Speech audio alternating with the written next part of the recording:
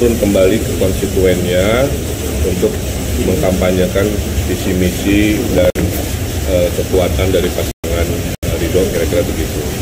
Yang kedua, mendapat salam dari Pak Prabowo kepada pasangan Ridho melalui Pak Dasko untuk menunjukkan bahwa Bapak Presiden terpilih sangat berharap kita bisa memenangkan dengan cara-cara yang baik, dengan politik yang konstruktif, santun, riang gembira, sehingga kualitas dari pemilu di Jakarta bisa menjadi contoh, kira-kira begitu.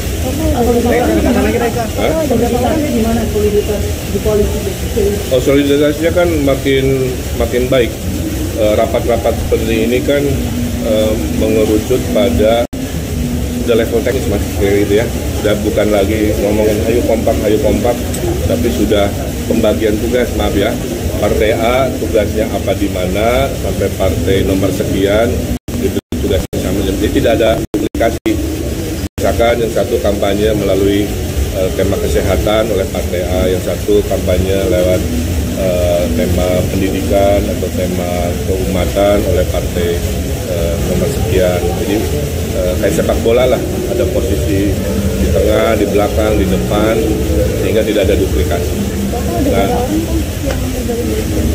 ada puluhan, nanti sudah disepakati paling telat lusa, nanti kita laporkan ke media, sudah disetujui oleh Pak Dasko sebagai Ketua Demiswita. Strukturnya masih sama, insya Allah 70% anak-anak muda sebagai wajah pemilik masa depan Jakarta. Kang, tadi daerah-daerah mana saja yang perlu lebih kerja keras? Oh, itu mah rahasia dapur dari pasangan Ridho. Kita bergerak berdasarkan data ya. Yang kuat kita perkuat, yang lemah kita perbanyak eksistensi kehadiran dari pasangan. Bang Emil, satu putaran, Bang. Ya, target kami diminta satu putaran dan menangnya jangan menang tipis, kira-kira begitu ya. Karena mewakili harkat martabat besarnya koalisi. Bang Emil, ini kan visi misi Ya, nanti saja saya intinya menyampaikan pesan ingin bertemu dulu, tidak melulu ujungnya meminta dukungan ya, tapi lebih kami menghargai pemimpin-pemimpin Jakarta sebelumnya yang keilmuannya tentunya kami butuhkan jika nanti kami terpilih. Bang Emil, ini kan visi misi sudah diserahkan dalam salah satu program pendidikan itu kan sekolah akan digratiskan, Kang. Itu untuk negeri aja atau untuk swasta juga, Kang?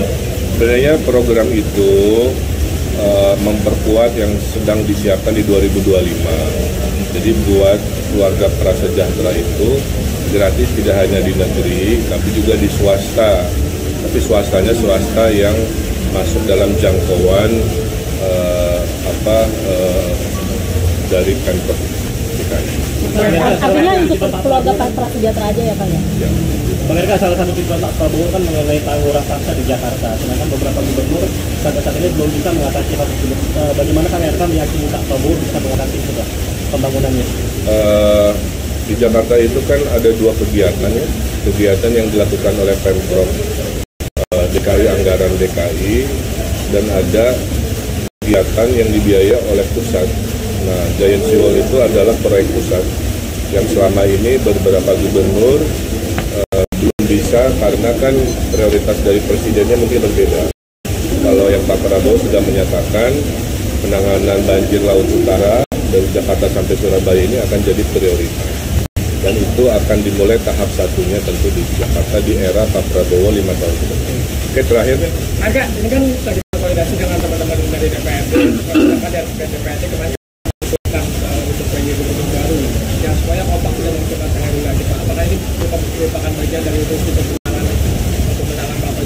Saya tidak hafal, tidak ikut di politik lokalnya, saya tidak bisa menjawab.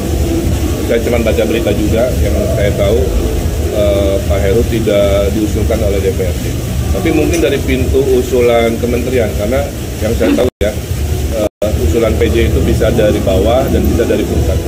Jadi saya doakan yang terbaik buat dia.